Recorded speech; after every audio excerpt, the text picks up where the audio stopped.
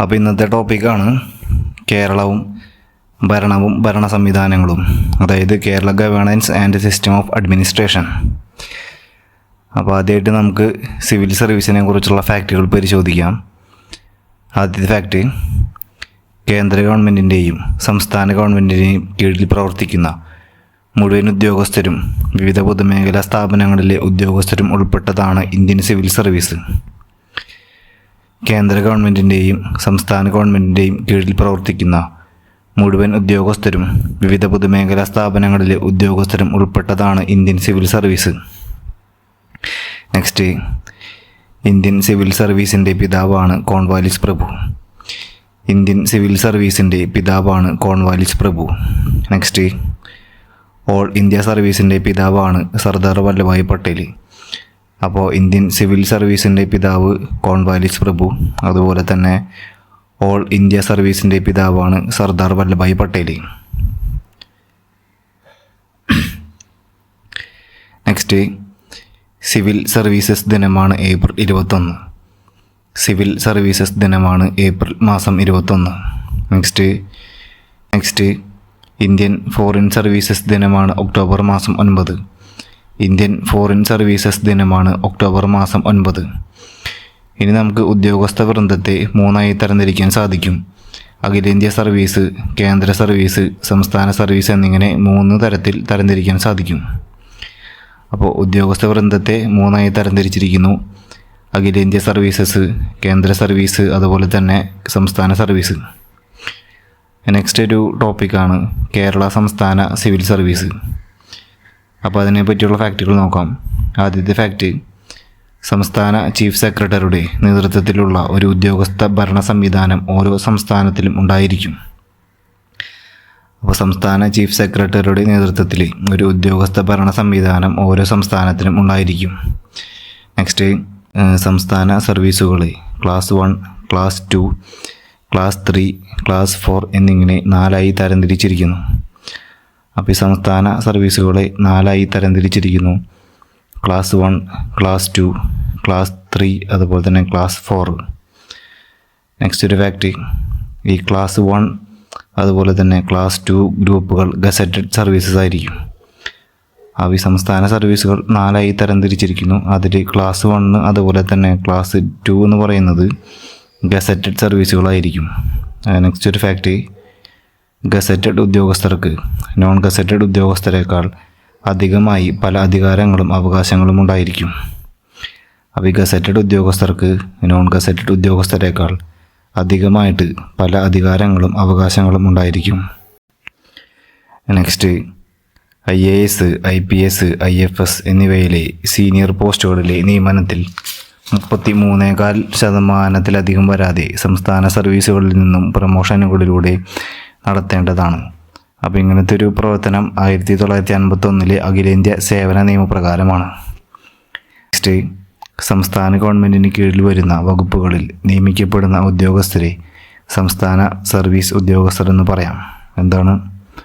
സംസ്ഥാന ഗവൺമെൻറ്റിന് കീഴിൽ വരുന്ന വകുപ്പുകളിൽ നിയമിക്കപ്പെടുന്ന ഉദ്യോഗസ്ഥരെ സംസ്ഥാന സർവീസ് ഉദ്യോഗസ്ഥർ എന്ന് പറയാം. അടുത്ത ഒരു ഫാക്റ്റ്, സംസ്ഥാന സർവീസിലേക്ക് ആവശ്യമായ ഉദ്യോഗസ്ഥരെ സംസ്ഥാന പബ്ലിക് സർവീസ് കമ്മീഷനാണ് തിരഞ്ഞെടുക്കുന്നത്. എന്താണ്? സംസ്ഥാന സർവീസിലേക്ക് ആവശ്യമായ ഉദ്യോഗസ്ഥരെ സംസ്ഥാന പബ്ലിക് സർവീസ് കമ്മീഷനാണ് തിരഞ്ഞെടുക്കുന്നത്. അടുത്തൊരു ഫാക്റ്റ്, ഇന്ത്യൻ ഭരണഘടനയുടെ 309 അനുച്ഛേദം പ്രകാരം കേരള സിവിൽ സർവീസ് നിയമന, സേവന, വേതന ചട്ടങ്ങൾ നിർമ്മിക്കാനുള്ള അവകാശം കേരള ഗവൺമെൻറ്റിനുണ്ട്. എന്താണ്? ഇന്ത്യൻ ഭരണഘടനയുടെ 309 അനുച്ഛേദം പ്രകാരം കേരള സിവിൽ സർവീസ് നിയമന, സേവന, വേതന ചട്ടങ്ങൾ നിർമ്മിക്കാനുള്ള അവകാശം കേരള ഗവൺമെൻറ്റിനുണ്ട്. അപ്പോൾ ഇത്രയുമാണ് കേരള സംസ്ഥാന സിവിൽ സർവീസിനെ കുറിച്ചുള്ള ഫാക്റ്റുകൾ. അപ്പോൾ അടുത്തൊരു ടോപ്പിക്കാണ് സർക്കാർ സെക്രട്ടേറിയറ്റ്. മുഖ്യമന്ത്രിയുടെ നേതൃത്വത്തിലുള്ള മന്ത്രിസഭയിലെ എല്ലാ അംഗങ്ങളും ഓഫീസുകൾ, ചീഫ് സെക്രട്ടറി, സെക്രട്ടേറിയറ്റ് വകുപ്പുകളുടെ തലപ്പത്തുള്ള വിവിധ റാങ്കിലുള്ള സെക്രട്ടറിമാർ എന്നിവർ ഉൾപ്പെടുന്നതാണ് സംസ്ഥാന സെക്രട്ടേറിയറ്റ്. അപ്പോൾ എന്താ പറഞ്ഞത്? മുഖ്യമന്ത്രിയുടെ നേതൃത്വത്തിലുള്ള മന്ത്രിസഭയിലെ എല്ലാ അംഗങ്ങളുടെയും ഓഫീസുകൾ, അതുപോലെ തന്നെ ചീഫ് സെക്രട്ടറി, സെക്രട്ടേറിയറ്റ് വകുപ്പുകളുടെ തലപ്പത്തുള്ള വിവിധ റാങ്കിലുള്ള സെക്രട്ടറിമാർ എന്നിവർ ഉൾപ്പെടുന്നതാണ് സംസ്ഥാന സെക്രട്ടേറിയറ്റ്. നെക്സ്റ്റ്, നിലവിലെ സംസ്ഥാന സെക്രട്ടേറിയറ്റ് വകുപ്പുകളുടെ എണ്ണമാണ് 44. അപ്പോൾ നിലവിലെ സംസ്ഥാന സെക്രട്ടേറിയറ്റ് വകുപ്പുകളുടെ എണ്ണമാണ് 44.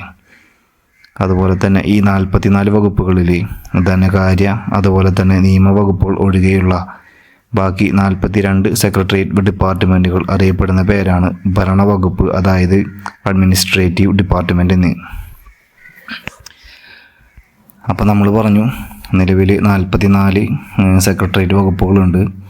അപ്പോൾ ഈ 44 എണ്ണത്തിൽ ധനകാര്യം നിയമവകുപ്പുകൾ ഒഴികെയുള്ള ബാക്കി 42 ഈ സെക്രട്ടേറിയറ്റ് ഡിപ്പാർട്ട്മെൻറ്റുകൾ അറിയപ്പെടുന്ന പേരാണ് ഭരണവകുപ്പ്, അതായത് അഡ്മിനിസ്ട്രേറ്റീവ് ഡിപ്പാർട്ട്മെൻറ്റ് എന്ന്.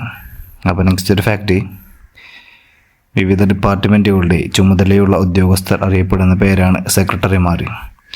അപ്പോൾ ഈ പറഞ്ഞ ഓരോ ഡിപ്പാർട്ട്മെൻറ്റുകളുടെ ചുമതലയുള്ള ഉദ്യോഗസ്ഥർ അറിയപ്പെടുന്ന പേരാണ് സെക്രട്ടറിമാർ. നെക്സ്റ്റ് ഒരു ഫാക്റ്റ്, സെക്രട്ടേറിയറ്റ് ഡിപ്പാർട്ട്മെൻറ്റുകളിൽ secretary, additional chief secretary, principal secretary തുടങ്ങിയ പദവികൾ വഹിക്കുന്നവർ ഏത് വിഭാഗത്തിൽ പെടുന്നവരാണെന്ന് ചോദിച്ചു കഴിഞ്ഞാൽ IAS കാഡറിലാണ്. അപ്പോൾ സെക്രട്ടേറിയറ്റ് ഡിപ്പാർട്ട്മെൻറ്റുകളിൽ സെക്രട്ടറി, അഡീഷണൽ ചീഫ് സെക്രട്ടറി അതുപോലെ തന്നെ പ്രിൻസിപ്പൽ സെക്രട്ടറി തുടങ്ങിയ പദവികൾ വഹിക്കുന്നവർ IAS കാഡർ വിഭാഗത്തിൽ പെടുന്നവരാണ്. നെക്സ്റ്റ് ഒരു ഫാക്റ്റ്, സ്പെഷ്യൽ സെക്രട്ടറിമാർ, അഡീഷണൽ സെക്രട്ടറിമാർ, ജോയിൻറ്റ് സെക്രട്ടറിമാർ, ഡെപ്യൂട്ടി സെക്രട്ടറിമാർ, അണ്ടർ സെക്രട്ടറിമാർ, സെക്ഷൻ ഓഫീസർമാർ എന്നിവർ ഇവരെ സഹായിക്കുന്നു.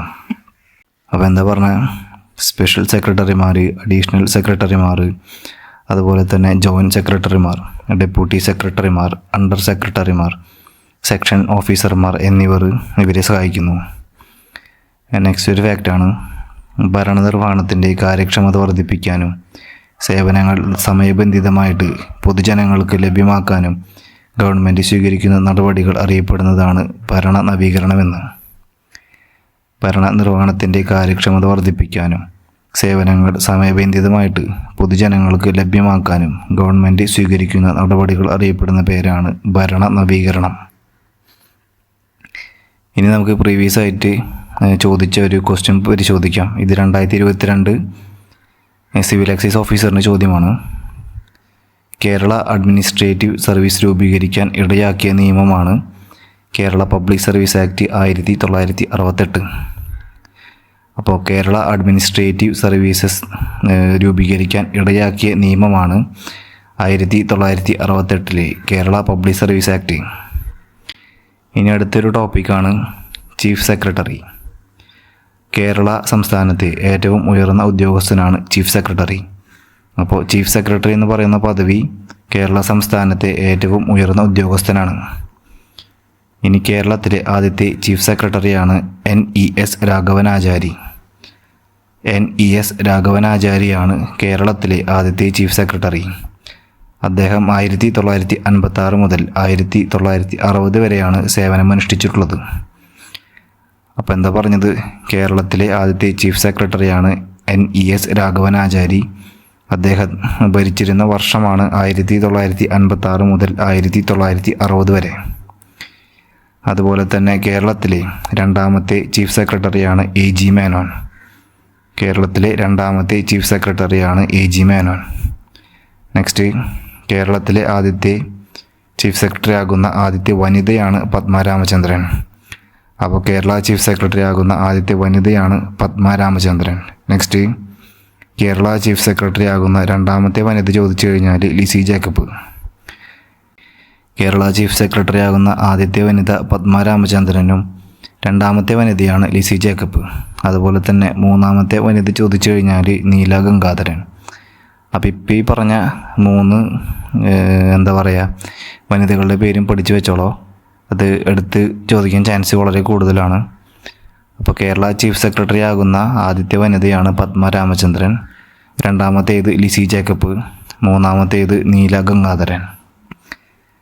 അപ്പോൾ നെക്സ്റ്റ് ഒരു ഫാക്റ്റ്, സംസ്ഥാന സിവിൽ സർവീസിൻ്റെ തലവനാണ് ചീഫ് സെക്രട്ടറി. അപ്പോൾ ചീഫ് സെക്രട്ടറിയെ കുറിച്ച് നമ്മൾ 2 ഫാക്റ്റ് ഇപ്പോൾ പഠിച്ചു കഴിഞ്ഞു. കേരള സംസ്ഥാനത്തെ ഏറ്റവും ഉയർന്ന ഉദ്യോഗസ്ഥനാണ് ചീഫ് സെക്രട്ടറി. അതുപോലെ തന്നെ സംസ്ഥാന സിവിൽ സർവീസിൻ്റെ തലവൻ ചോദിച്ചു കഴിഞ്ഞാലും ചീഫ് സെക്രട്ടറിയാണ്.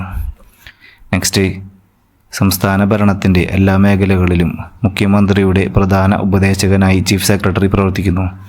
അപ്പോൾ ഇപ്പോൾ ഈ പറഞ്ഞ ഫാക്റ്റിൽ മുഖ്യമന്ത്രിയുടെ പ്രധാന ഉപദേശകൻ എന്നൊരു ടേം നിങ്ങൾ മനസ്സിലാക്കി വയ്ക്കുക.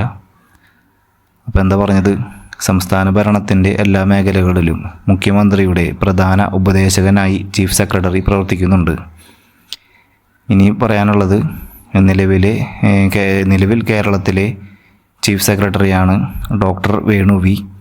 49ാമത് ചീഫ് സെക്രട്ടറിയാണ്. നിലവിൽ കേരളത്തിലെ ചീഫ് സെക്രട്ടറി ആരാണ്? Doctor Venu V. 49ാമത്തെ ചീഫ് സെക്രട്ടറിയാണ്. ഇനി അടുത്തൊരു ടോപ്പിക്കാണ് സെക്രട്ടേറിയറ്റ് മാനുവൽ എന്നത്. സെക്രട്ടേറിയറ്റിലെ ഓഫീസ് നടപടിക്രമങ്ങളെക്കുറിച്ച് സൂചിപ്പിക്കുന്ന മാർഗരേഖയാണ് secretariat manual.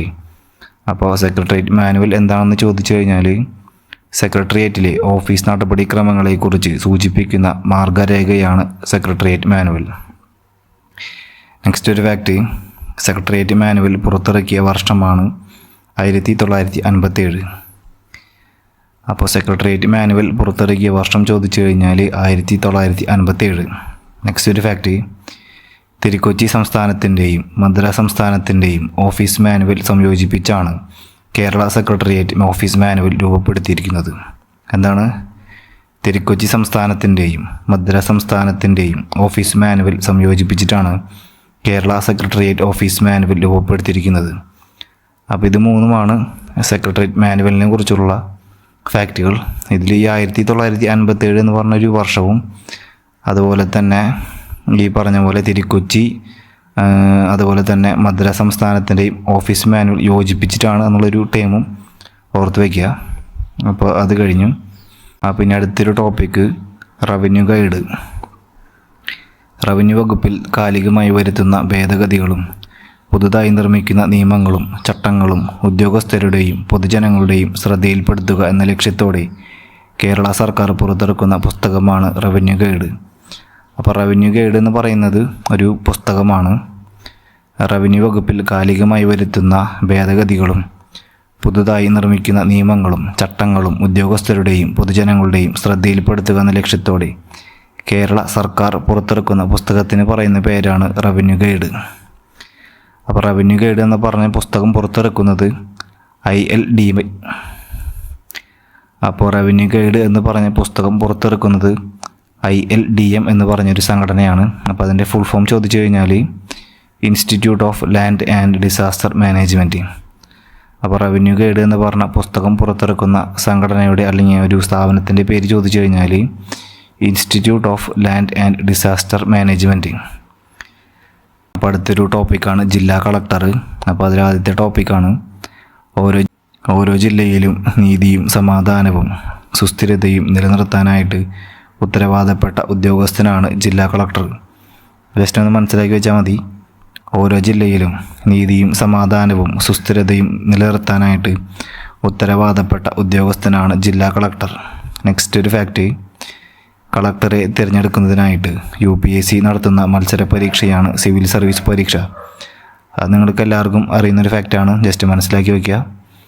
Next, civil service പരീക്ഷയ്ക്ക് അപേക്ഷിക്കാനുള്ള അടിസ്ഥാന യോഗ്യത എന്താണെന്ന് ചോദിച്ചു കഴിഞ്ഞാൽ ഒരു സർവകലാശാല ബിരുദമാണ്. അപ്പോൾ നമ്മളിവിടെ പറഞ്ഞത് ജില്ലാ കളക്ടർ ആവാനായിട്ട് സിവിൽ സർവീസ് പരീക്ഷ എഴുതണം. അത് സംഘടിപ്പിക്കുന്നത് UPSC ആണ്. അപ്പോൾ ആ പരീക്ഷയ്ക്കുള്ള യോഗ്യതയാണ് സർവകലാശാല ബിരുദം. നെക്സ്റ്റ്, വിവിധ ജില്ലകളുടെ ഭരണ നേതൃത്വം നിർവഹിക്കുന്ന ഉദ്യോഗസ്ഥനാണ് ജില്ലാ കളക്ടർ. അപ്പോൾ എന്താ പറഞ്ഞത്? വിവിധ ജില്ലകളുടെ ഭരണ നേതൃത്വം വഹിക്കുന്ന ഉദ്യോഗസ്ഥനാണ് ജില്ലാ കളക്ടർ. നെക്സ്റ്റ്, ജില്ലാ കളക്ടർ പദവി വഹിക്കുന്ന ഉദ്യോഗസ്ഥന് ജില്ലാ മജിസ്ട്രേറ്റിൻ്റെ അധികാരങ്ങളും നൽകപ്പെട്ടിരിക്കുന്നു. ജില്ലാ കളക്ടർ പദവി വഹിക്കുന്ന ഉദ്യോഗസ്ഥന് ജില്ലാ മജിസ്ട്രേറ്റിൻ്റെ അധികാരങ്ങളും കൂടി നൽകപ്പെട്ടിരിക്കുന്നു. അപ്പോൾ അത് ഒന്ന് ഓർത്ത് വയ്ക്കുക. നെക്സ്റ്റ്, വികസന പ്രവർത്തനങ്ങൾക്കായിട്ട് സർക്കാർ ഖജനാവിലേക്ക് വരുമാനം മുതൽ കൂട്ടുന്ന പ്രധാന ഉദ്യോഗസ്ഥനാണ് ജില്ലാ കളക്ടർ. എന്താണ്? വികസന പ്രവർത്തനങ്ങൾക്കായിട്ട് സർക്കാർ ഖജനാവിലേക്ക് വരുമാനം മുതൽ കൂട്ടുന്ന പ്രധാന ഉദ്യോഗസ്ഥനാണ് ജില്ലാ കളക്ടർ. അടുത്ത ഒരു ഫാക്റ്റ് നോക്കാം. ബ്രിട്ടീഷ് ഇന്ത്യയിലെ ആദ്യത്തെ ഡെപ്യൂട്ടി കളക്ടറായി നിയമിതനായത് ചൂരായി കണാരനാണ്. അതും 1859. കേരളത്തിലെ ദക്ഷിണ മലബാർ മേഖലയിലായിട്ടാണ് ഈ ചൂരായി കണാരൻ ഡെപ്യൂട്ടി കളക്ടറായി നിയമിതനായത്. അപ്പോൾ ആ ഫാക്റ്റ് ഒന്നും കൂടി റിപ്പീറ്റ് ചെയ്യാം. ബ്രിട്ടീഷ് ഇന്ത്യയിൽ ആദ്യത്തെ ഡെപ്യൂട്ടി കളക്ടറായി നിയമിതനായത് വ്യക്തിയുടെ പേര് ചോദിച്ചു കഴിഞ്ഞാൽ ചൂരായി കണാരനാണ്. 1859 കറക്റ്റ് ലൊക്കേഷൻ അല്ലെങ്കിൽ അങ്ങനത്തെ ഒരു ഏരിയ ചോദിച്ചു കഴിഞ്ഞാൽ കേരളത്തിലെ ദക്ഷിണ മലബാർ മേഖലയിൽ. നെക്സ്റ്റ് ഭൂപരിഷ്കരണം, ഇലക്ഷൻ, റവന്യൂ അതായത് റവന്യൂ റിക്കവറി, ഭൂമി ഏറ്റെടുക്കൽ എന്നീ പൊതുവിഷയങ്ങൾ കൈകാര്യം ചെയ്യുന്നതിൽ ജില്ലാ കളക്ടറെ സഹായിക്കുന്ന ഉദ്യോഗസ്ഥനാണ് ഡെപ്യൂട്ടി കളക്ടർ. അപ്പോൾ ഡെപ്യൂട്ടി കളക്ടറുടെ ഒരു ഫാക്റ്റ് ചോദിച്ചു കഴിഞ്ഞാൽ ഭൂപരിഷ്കരണം, അതുപോലെ തന്നെ ഇലക്ഷൻ, റവന്യൂ റിക്കവറി, ഭൂമി ഏറ്റെടുക്കൽ എന്നീ പൊതുവിഷയങ്ങൾ കൈകാര്യം ചെയ്യുന്നതിൽ നമ്മുടെ ജില്ലാ കളക്ടറിനെ സഹായിക്കുന്ന വ്യക്തി അല്ലെങ്കിൽ ഉദ്യോഗസ്ഥനാണ് ഡെപ്യൂട്ടി കളക്ടർ. അടുത്തത് ജില്ലകളിലെ റവന്യൂ ഡിവിഷനുകളുടെ ചുമതല വഹിക്കുന്ന ഉദ്യോഗസ്ഥനാണ് സബ് കളക്ടർ അല്ലെങ്കിൽ RDO. അപ്പോൾ ഇത്രയും ഫാക്റ്റുകളാണ് നമുക്ക് ഈ ഒരു എപ്പിസോഡിൽ പറയാനുള്ളത്. കേരളം ഭരണവും ഭരണ സംവിധാനങ്ങളും എന്ന ടോപ്പിക്കിനെ സംബന്ധിച്ച് ഇതിൻ്റെ കണ്ടിന്യൂഷനായിട്ട് മറ്റ് എപ്പിസോഡുകൾ വരുന്നതായിരിക്കും. നിങ്ങളുടെ അഭിപ്രായങ്ങളും നിർദ്ദേശങ്ങളും കമൻറ്റ് സെക്ഷനിൽ രേഖപ്പെടുത്തുക. അപ്പോൾ എല്ലാവർക്കും ഗുഡ് ബൈ.